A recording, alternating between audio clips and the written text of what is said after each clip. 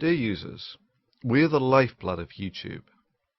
Group action by the users necessitates a response from YouTube.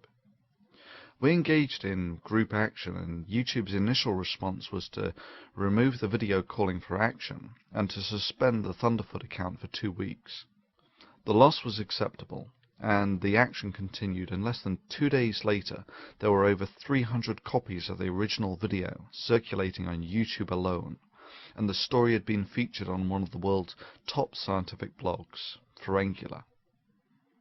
YouTube has not directly contacted me, but their action in reinstating the Thunderfoot account and dropping the community guidelines violation accusations that they themselves had made suggest that YouTube may be regretting their initial course of action. I just want to highlight that point. YouTube, a multinational billion-dollar megacorp, was willing to retract a community guidelines violation that they had lodged due to user action. Oh yes, group action by the users necessitates a response from YouTube. Naturally, this action would have been ineffective without dissatisfied users. This action would have been redundant if YouTube's complaint system was not infuriating and ineffective. The effectiveness of this protest has alerted YouTube to the state of play. This being the case, I suggest that people now refrain from writing further letters to YouTube, at least at the current time. It is not our intent to damage YouTube.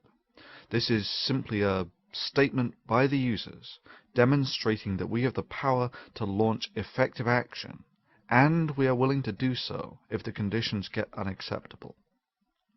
All we want is a level playing field. All you want is to turn a profit.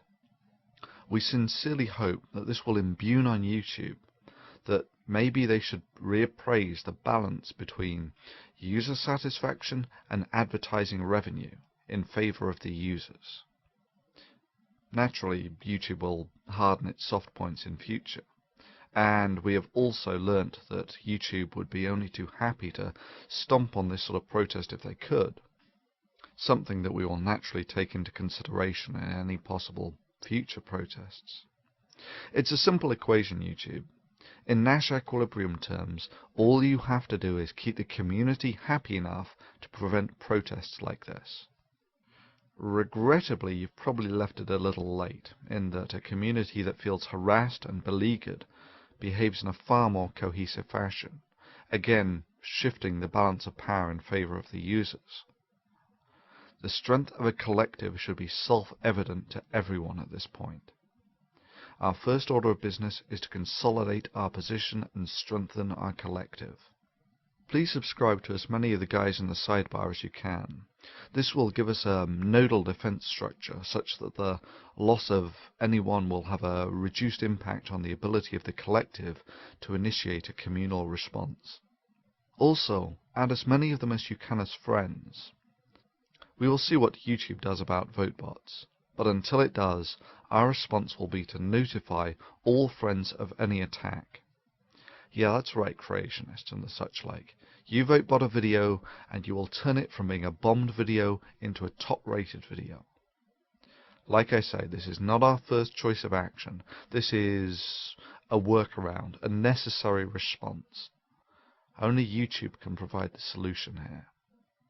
All we want is a level playing field. Best wishes and congratulations, users. Thunderfoot.